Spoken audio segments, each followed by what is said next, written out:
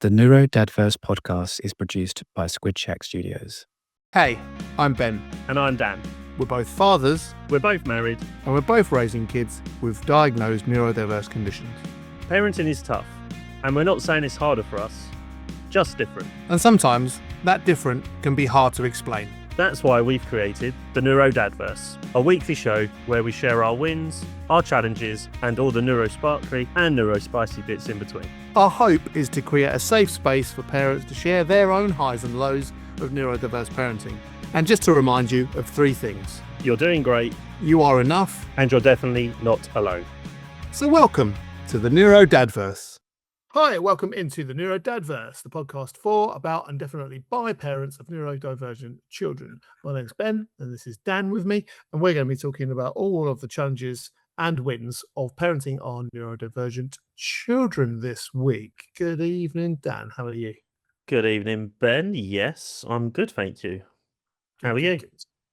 Yeah, I'm doing all right. I'm doing okay. Looking forward to reflecting on what's gone on for each of us this week. If you've not listened to it before, what we tend to do is just get together and talk about the challenges and wins that come with parenting our neurodivergent children. I have two teens, one of whom has been diagnosed ASD since they were 6, and another teen who was recently, within the past year, diagnosed ADHD. Dan, do you want to just check everyone in about Frankie? Yeah, so Frankie turns 7 tomorrow. Happy birthday, Frankie. Yeah.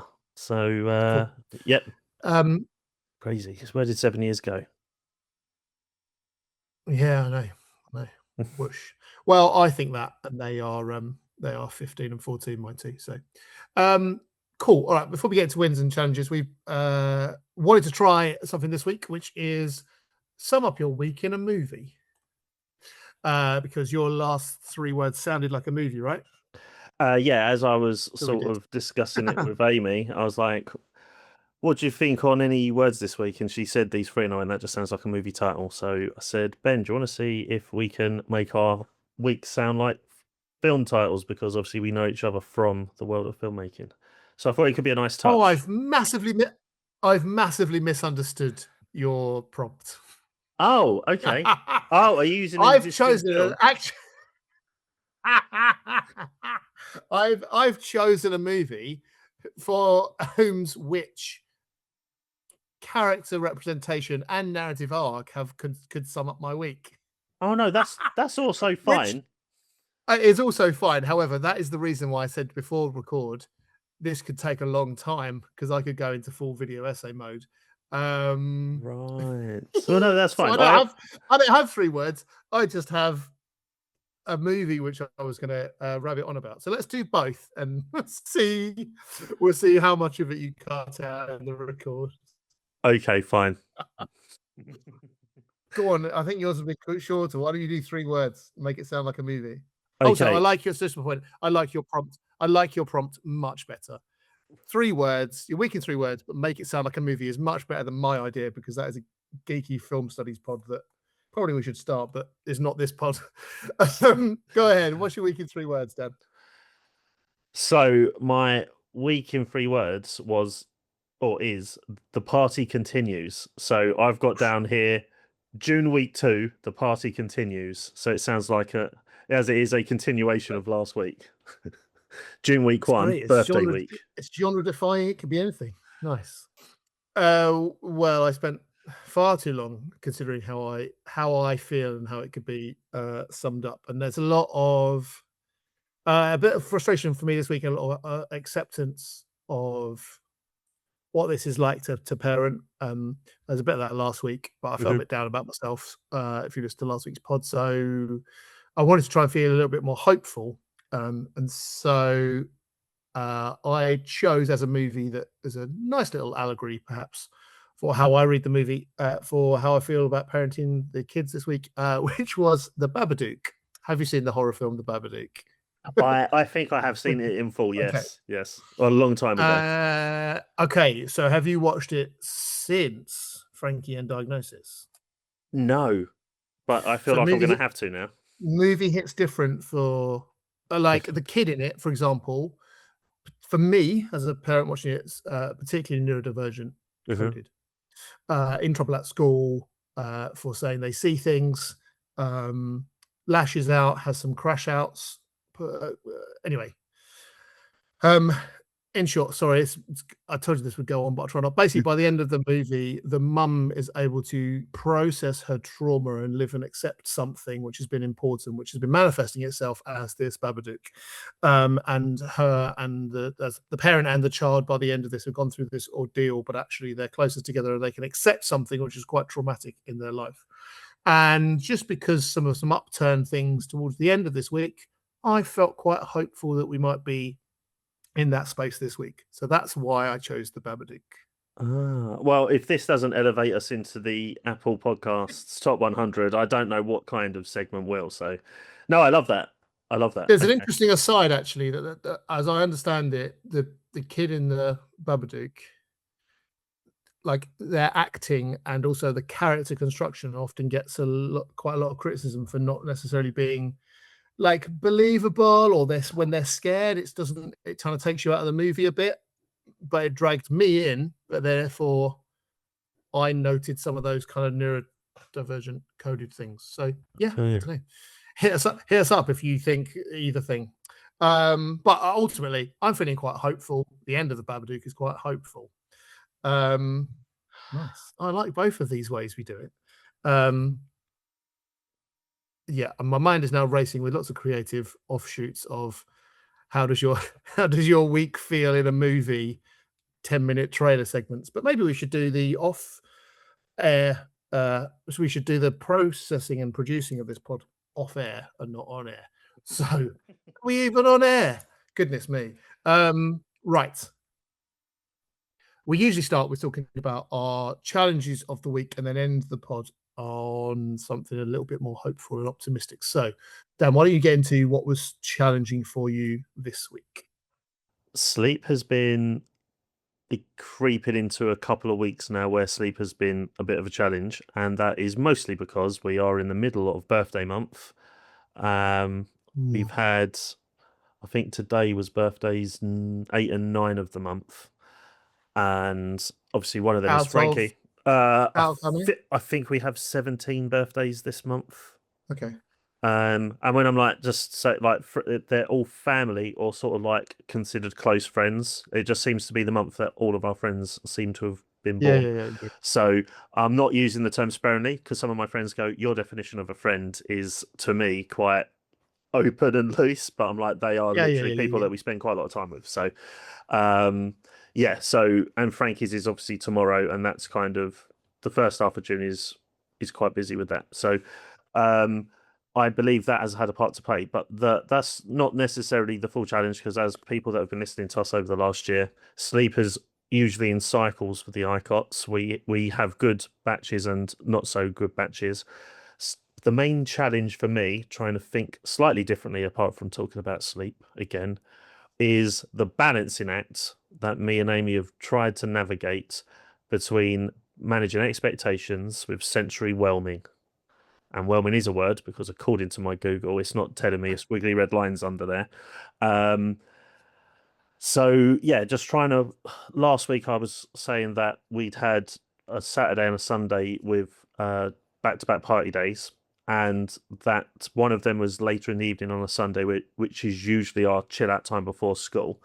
And although both experiences were very pleasant, they both offered their own different challenges and sensory overload and overwhelm, and that kind of just rolled into the week with Frankie has been finding it relatively easy to sleep because he is tired, but then because he's probably been a little bit more excited and overwhelmed, he isn't sleeping for as long, which wakes him up. And then it's every day we're trying to balance that.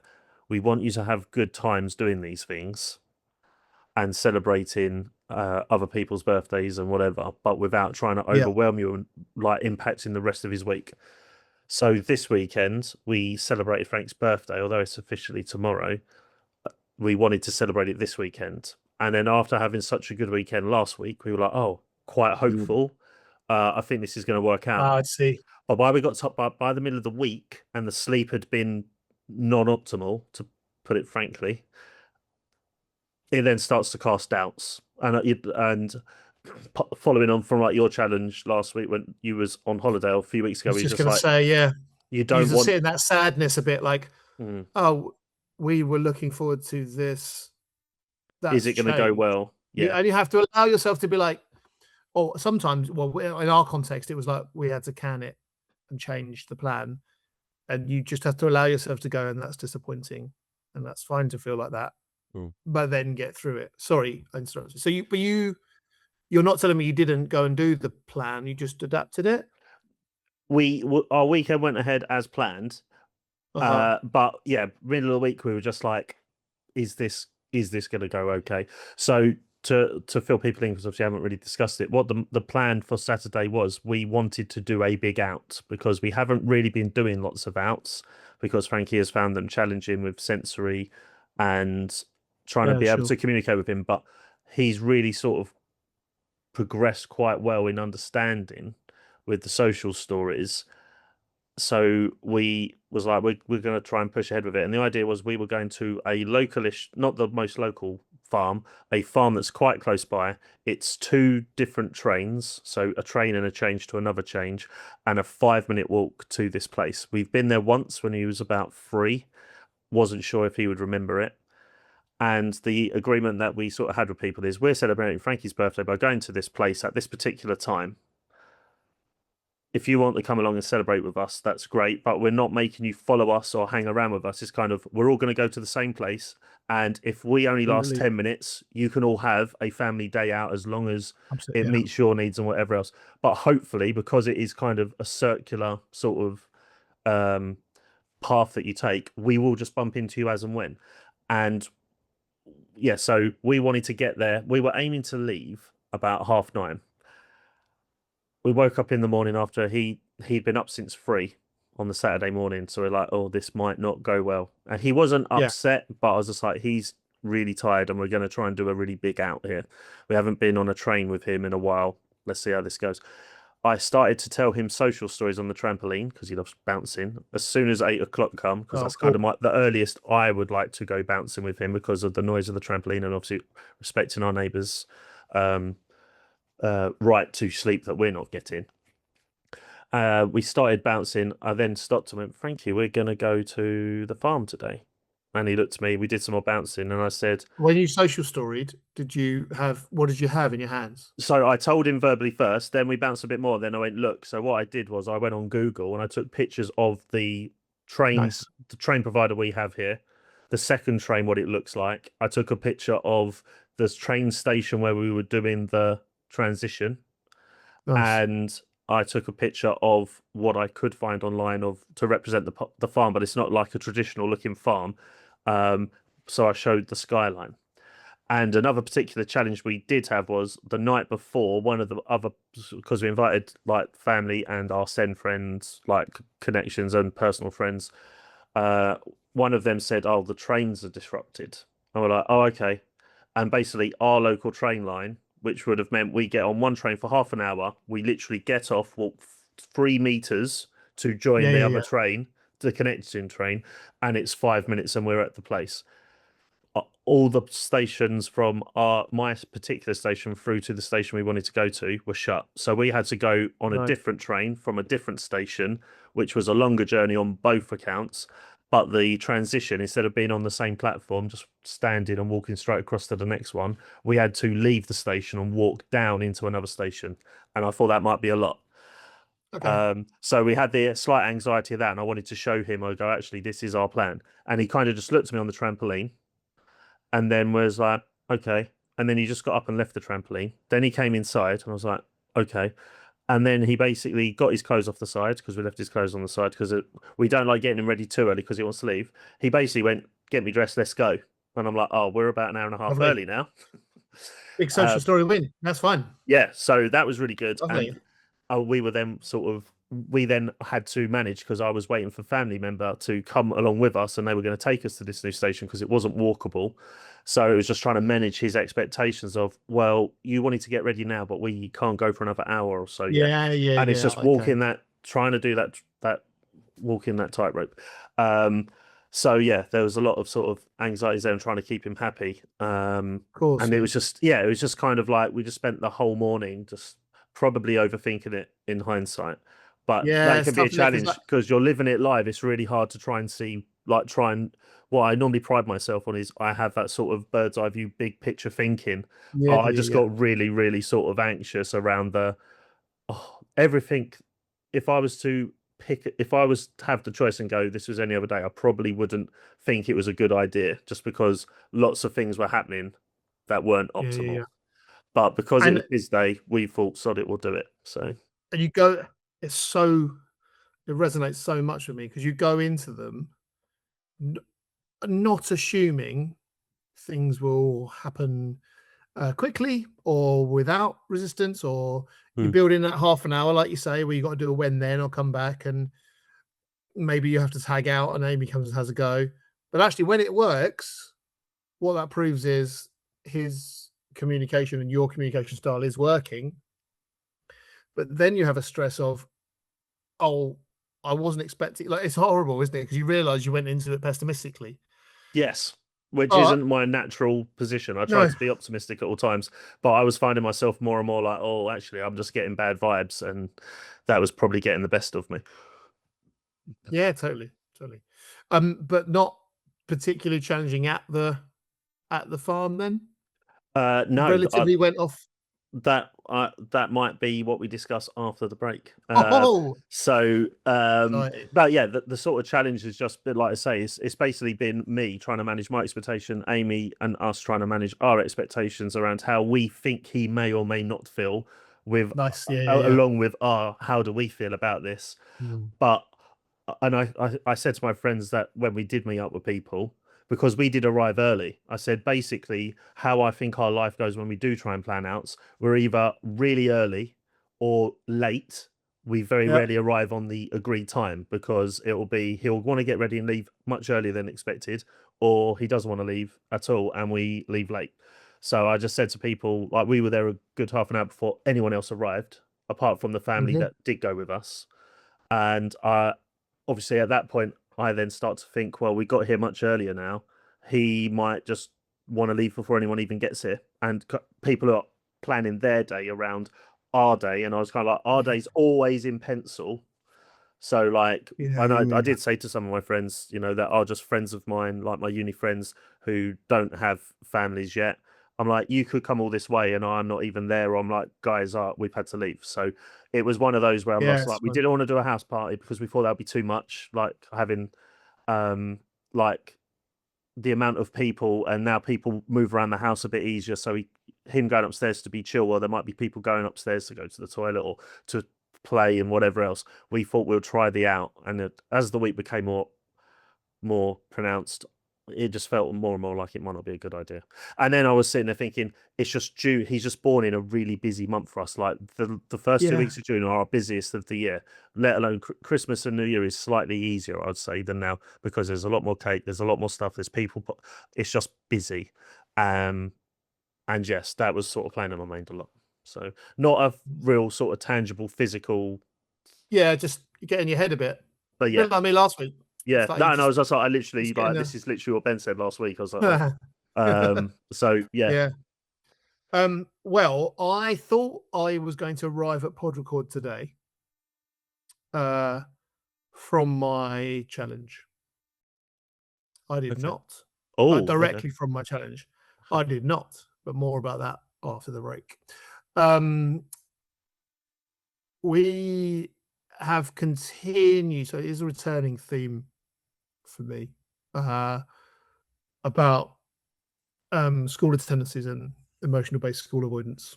Both the kids had a bit of a one this week. I don't like to be tracking it just on week to week, because without getting too political, I know everything's political, but the school system really isn't super set up for either of the way our kids exist, really. So was just helping them navigate that. Oscar's at a specialist provision, but that doesn't necessarily mean that these things are all smooth and go well. And Mabel's at a mainstream. So yeah, they had some struggles, and with emotional based school avoidance, EBSA as it's called, from a parent perspective, you don't tend to get that much follow up, really. It's just they are not feeling that they can come in, and it's related to basically asterisk all the stuff you already know. All the stuff, sorry, the school already knows, not listener or viewer, but basically the emotional regulation of my two, and hormones and SEND needs and experiences in school and bullying and other things and interactions and things with teachers and masking and the list goes on. If you're listening to this, you've got a passing interest in what it's like for kids to go to school with neurodivergent needs, both positive and negative. It's a lot. It's just a lot. So the challenge is going, suck it up. Today's not the day. Let's hope for tomorrow. And then spending your day going and working in an environment where that is also happening. So you'll do a register as a professional, and you'll see that a kid is not there and it's to do with emotional based school avoidance, and then that brings it back.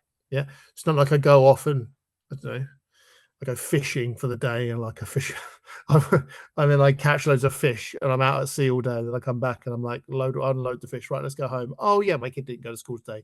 It's there because I'm in the system, right? So that's a struggle, just because it brings it back to me. And also just generally, I don't know, like I keep listening to a couple of speakers and thinkers about education that I listen to loads in my training year, and they really chime in with how I feel about education. And it's like, don't forget that when you're the teacher, this is the thing I always sticks in my head. When you're the teacher and you shut the door, you are the system, right? Yes, they are in a school system, but you can do that class and run that class however you want. Now, yes, there are some other things that have to be done, but actually a behavior management thing is not necessarily what you have to do as a teacher. But I'm blurring the lines. Maybe there's another podcast for teachers who teach. But for me, it's kind of like I can see how our kids wouldn't want to come into something like this, right? Or to go into something like they're experiencing at their school. But at the same time, being concerned and believing that often peddled scenario that good attendance means good grades, and that thing of like getting some qualifications sets you up well in life, and just ultimately trying to be on their side and be their champion of like, you'll work it out, you'll be okay. Like, you care about it on some level. Maybe sometimes you don't care about it at all. Maybe sometimes you do. And also just kind of limiting what they perceive as the threats. If that makes sense. That's just tough, because it also, they're teens, they don't want to talk about it and they don't want to get into it. And so I'm finding it really difficult, because I had a lot of those days where I really felt I couldn't go in for similar reasons as a kid, as a teenager. But back in the 90s, my education, you just did. You just ended up there because, I don't know, it just wasn't a thing. Maybe it's a society, a generational thing. You just ended up being there. So it's been tough for me to manage that. We improved by the end of the week.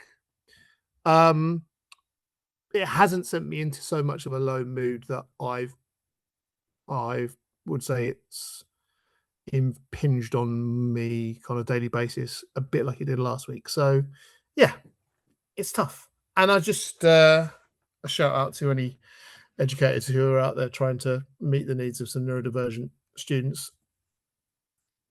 There's a lot out there about what you should be doing and what you shouldn't be doing. But yeah, when you shut the door, you're the system. So just make sure that system is as kind as possible and do the best you can. Like don't provoke. Like that's not what do you gain by it? I mean, that's my way of doing it. So yeah, emotional based school avoidance. If you're a parent experiencing that with your child, overall the zooming out, you use that kind of top down zoom out thing earlier on. I think it's really nice. Just look at that whole thing and look at how far they have come, or like what they're interested in. So yeah, but I appreciate it's not an easy one, and it's been affecting a bit this week, but it hasn't had too many drawbacks as far as I'm aware.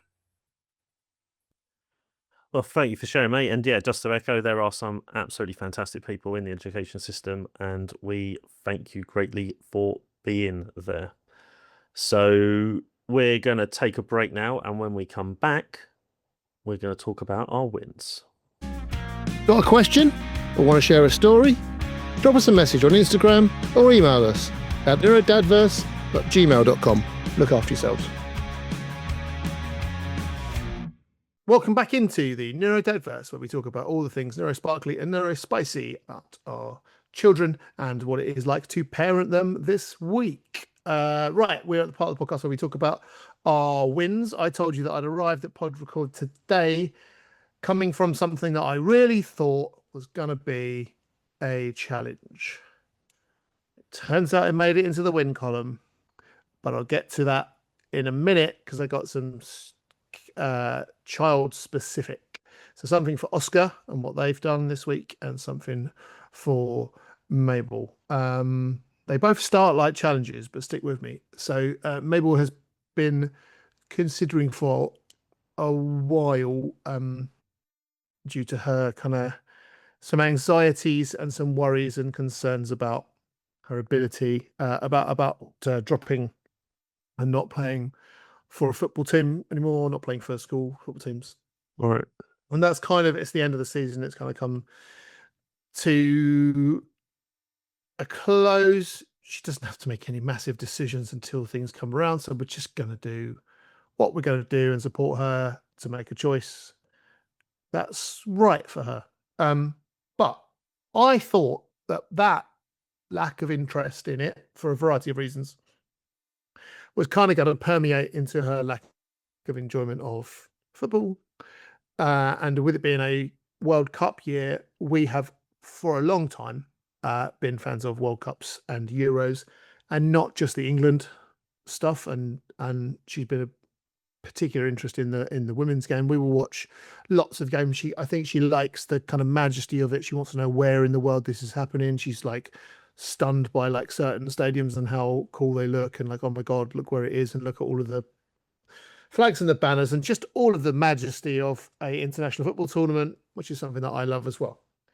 So I was a bit concerned that she wasn't going to be on it this year, like as excited.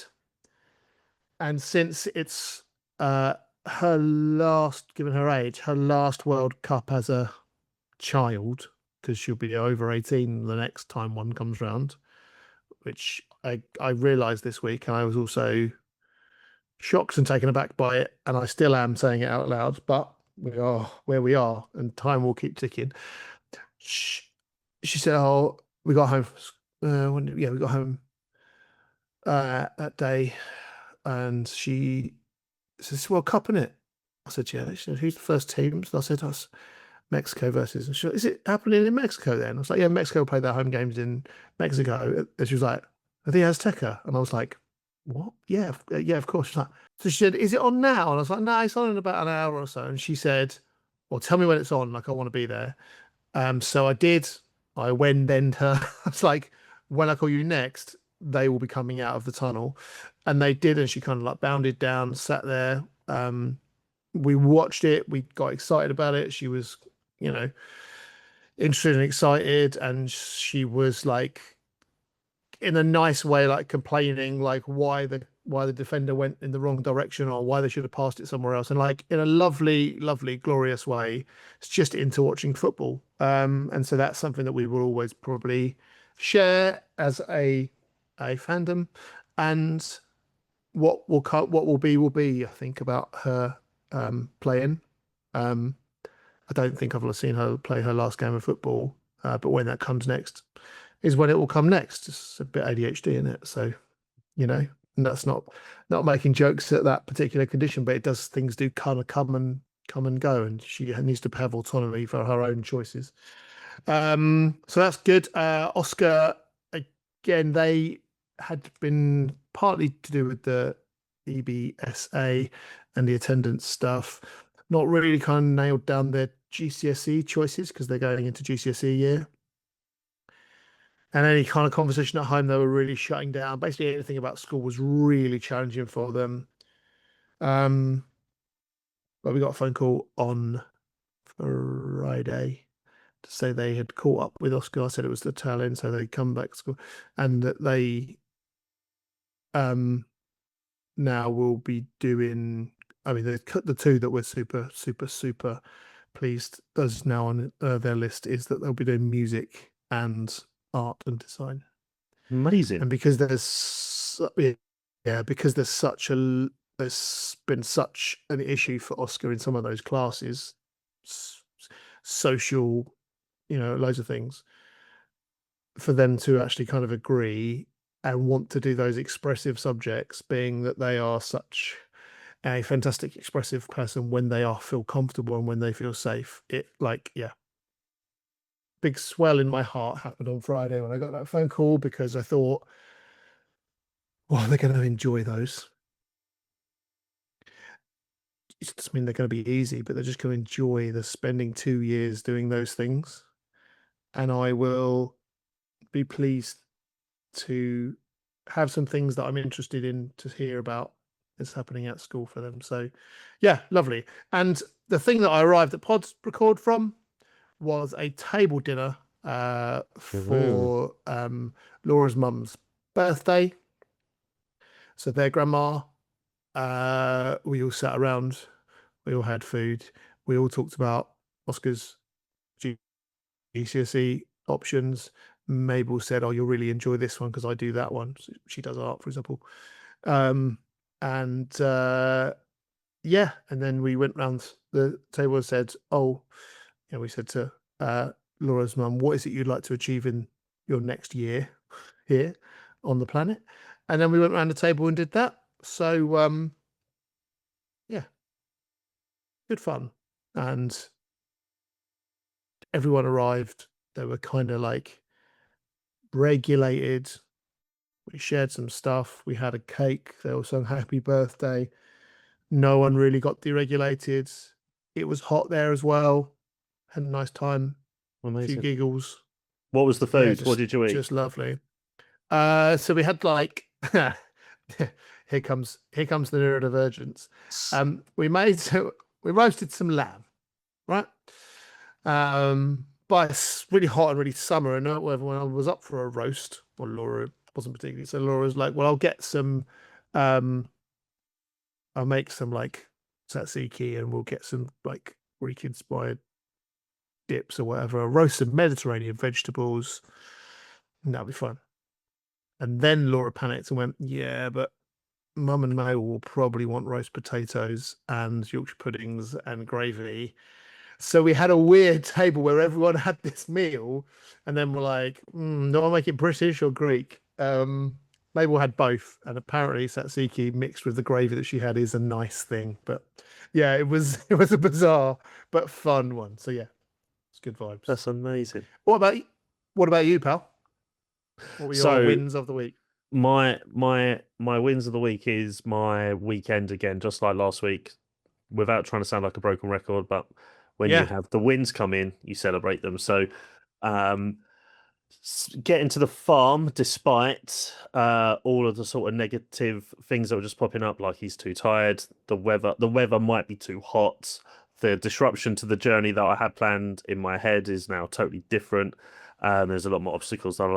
We got there, and the journey was was actually pretty seamless. Actually, he followed. We decided that what we wanted to do was a couple of our family. We were going to meet at the station, and we kind of wanted to go in a convoy with other people, because when we went to another local park towards the end of the summer, we went with some of our send families, and Frankie, just when he sees other people doing it, he, not saying he becomes a sheep per se, but it was like, oh, we're getting on this train, Frank, and he sees everyone else going, and he goes, yeah, all right, I'm coming too. So that worked really well. That we met some family at the station, and we said, we're all that's getting really on this nice. train. It helps transitions. Yeah. So the getting on and off the trains was fine. There was a little bit of he wanted to sort of regulate on the steps because we had to go down to get onto this second train at the transition that I wasn't expecting, but that did actually go really well. Were they completely new environments, those two? Yes, this was a different journey that we went on. When Okay. we went first time, Fair. we went on the way that I knew that we had gone last time, and that is quicker and easier. And then there was a little bit of my uni friends that live local to me, and we see occasionally, and we go to their events. One of them message and go, oh, actually, well, the best route is kind of, let's go to this station and do this change in this way. And I was sitting there going, that's just how our life is different on train travel. Because yes, technically the journey they were going on would be half the time, but I was like, the transition required at this really busy central London train station is just not something I'm brave enough, if I'm totally honest, to try and put Frankie through. And also in communicating that, sorry to interrupt, but like, that's not really going to work for us as a family. I can tell you why. You will probably disagree, right? Like, because it's just, in your world, that's fine, and you've done that before. In our world, it's not. Yeah, it's not quite the same. So yeah, I get where you're at. So, but yes, we got to the farm and we did 3 laps of the farm. The first one was our longest one, and the difference between Frankie going at pretty much age 7 to, I think we went when he was 3. I feel like we went for a birthday when he was like 3-ish, maybe 4. Was he actually interacted with the animals? So instead of just walking around and hanging around, the good thing about this farm is that the animals are quite close together, and then it's like I know where you went. It's kind of like an open petting zoo. Yeah, right. Pretty much, it's like lots of fields of sheep you can wander in and stuff. Yeah, and llamas, and so nice. He did get attached to a couple of the different animals. He really enjoyed communicating with. I think they were called Indian running ducks. They were just quacking away, and he was sitting there stimming away, like absolutely loving it. And I was like, it sounds like they're saying Frankie, because they're going Frank, Frank, Frank. And I was like, it sounds like they're saying Frankie. And he looked at me like, they are, aren't they? And that was just really lovely. And then we went round to the peacocks, and one of the peacocks was like on full show, and he thought that was great. And we also went and saw some of the sheep, and then we went to our friends had started to say that they'd arrived. And we met them in the eating area. So we all kind of had lunch sitting together, and like 4 or 5 of the tables in the seating area were all of our different friends that had come along. So me and Annie managed to go around and say hello to people. My mum sat down with Frankie while he was eating, and that was really nice. And we were kind of like, thank you so much for coming. We really appreciate you. Like, go off and do what you got to do. Go look at what you want to look at, and hopefully we just see you along the way. And when we went round a second time, because we got there really early and it was quiet and it was starting to get slightly busier, Frankie was then watching other people looking at the other animals that we hadn't really looked at, and we went into the sort of feeding area where there are rabbits, which is usually a Frankie favourite, because when he was at preschool they bring rabbits in, and it's something that he has had contact with. We spent about 45 minutes in this petting area. There was probably about 7 or 8 sheep and rams, and you could see him really wanting to touch, and I've got lots of videos where he was like putting his hand over and they just keep walking away, and I was like, oh, let's try that again. And he was putting his hand over, and again it would just walk away, and I'm like, god damn it, Rams, come on, just stand still. Just let him touch you because I can tell he really wants it. And the moment it actually happened, I did manage to catch it on camera. He just patted their fur and he just kind of looked and was like, oh, that's really soft. And then he did it again. And then he reached over and he started to touch the horns. And then he just totally just loved it. And he was just sitting there patting this ram, and he just started to like visually stim and bounce up and down like, oh my God, I can't believe I'm touching and interacting with this animal. And obviously because they're so placid, because they're used to being fed, and they were just like, yeah, crack on. And he just really, really loved it. But it took him like half an hour to be able to G himself up to do it. And I was just really glad that he did, because there was about 4 or 5. They just literally walked away when he went to try and do it. Kind of like that scene in Jurassic Park where she goes to touch and it just keeps moving. You're like, Yeah. So when it finally happened, and I'm glad to say they didn't sneeze all over him like they do in that film. He just was. I was like, that just kind of made our day. And then him talking to the ducks, and then he was sticking his fingers through the wire to try and touch other animals. Like he just gained the confidence. He walked up to a dog that was sitting there in the thing. He just went and patted him on the head. And I was just like, he's a totally changed child.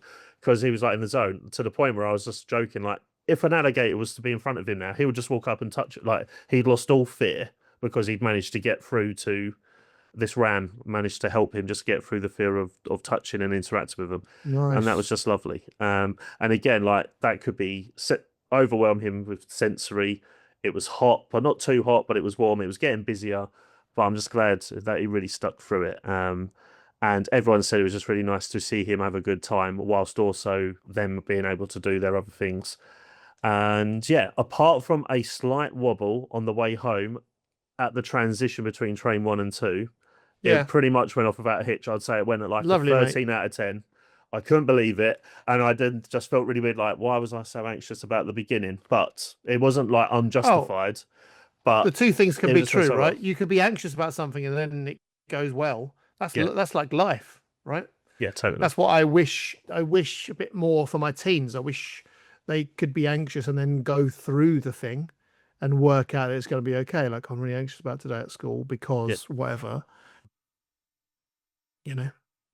He did kind of, the reason I said I think he could remember was he kept making us walk this particular path that led us to this sort of overgrown archway, which is an pattern recognition. I've told the Victoria Albert story many a time, possibly more than once on this podcast. Oscar ran away from us when they were 6, all the way through an exhibition in the V&A Museum, and found us sat at some steps outside that we'd all sat at to organise ourselves before we went in. Yeah. And that was lovely. Scary moments of my life, but when I look back at it now, just pattern recognition. They remembered every turn of the hall. They knew exactly where they were going. So, lovely stuff. Yeah, just to clarify, it wasn't lovely that Oscar ran away from you, but in terms of he obviously knew, and he was trying to tell us, and we're like, can we do one more lap? And then after the second time that happened, I basically said to the people that were with us, I went, I think he's basically telling us to go home, and I want to walk this fine line. Sorry, can we try? Your friends were requesting one more lap. No, I was like, we were saying to Frankie, like, can we try another lap? Like, because you're having fun, but we also are appreciative. It was that fine line of he's given us signs saying I want to leave if we stay too long. And basically halfway round this third lap, we walked a slightly different route to the same exit, and he sat on this bench and basically went to take his shoes and socks off. And we obviously went, it's dry dirt and it's a farm. Probably not best that we do this. And then Amy was like, if he wants to do it, let him do it. And I went, okay, then we'll just let him take his shoes and socks off, because he was starting to be a little bit agitated. And we went, okay, do it. He took them all off. He took 2 steps, looked down, like, nah, not this. This dirt thing doesn't work for me. He then asked to climb on my shoulders, and then we then walked, he stays on my shoulders, to the station. As soon as we got to the very edge of the park where he knew we were going, he got down, and then we walked across the road straight to the station and then went home. And apart from a little being in the lift at the station, because we had to go up different levels, he just didn't like being enclosed, and he had a little bit of an outburst and cried. It went really well. So there were a couple of challenging moments within that, one of which we didn't know if that was going to backfire on us, and it could have, but we managed to get through. And then today we just had a couple of people come around that couldn't come yesterday, but said we want to see him. So we said, okay, you can have today. So we had a couple of families come over today, but again we were Nice. like, oh, yesterday was busy, but he played lovely with everyone, and it was just really good. So we got to celebrate his birthday. That's great. And manage our own expectations and get the result we wanted. So that's nice, mate. Yeah. All right. Well, some big wins there. Big long chunky win section for us, which is lovely. I'm lovely you had such a good weekend that we both did. But we should probably check out what's upcoming next week in our fantastically named podcast section. I look ahead to the week ahead. It's look ahead to the week ahead. Right, well, some more football to be played every single day. So I'll potentially be watching some of those. There'll be some England-specific stuff. And then the games, because of where they are in the world, are like later on. It's not too bad for the England perspective. But if there is a football game on, maybe we might be particularly interested. So we've agreed that maybe we'll make a bit of a den in where our TV is, and maybe just be like, England's finished now, lights out, both sleep in the front room or something. Nice. Make it a bit of an adventure, maybe, because she has some mock exams coming up in a couple of weeks that she probably needs to focus on.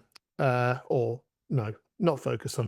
She probably needs to do. She definitely needs to do them. Whether she'll be focused will depend on the day and a number of factors, but we'll work on it. And yeah, not much else. I'm quite hopeful and optimistic that their experiences at the end of the week will lead to a bit more increased attendance. Some Father's Day vibes on Sunday, but if you've been listening to the podcast and or you know anything about me, you'll know I don't really demand. In fact, I do demand, but what I demand is surprise and not really bother too much about what's going to happen. Just accept I'm going to have a nice time, and so something will happen on that day. I imagine I'll see my mum. Might not go necessarily see my dad this year. He's a bit unwell in terms of health. He's got to have some tests, but he's all right. So yeah, hopeful for some things. What about you? What have you got coming up? So Frankie's official birthday tomorrow, and other than that, I mean, that might be the last cake we have for the rest of the week, just because we do need some downtime from it.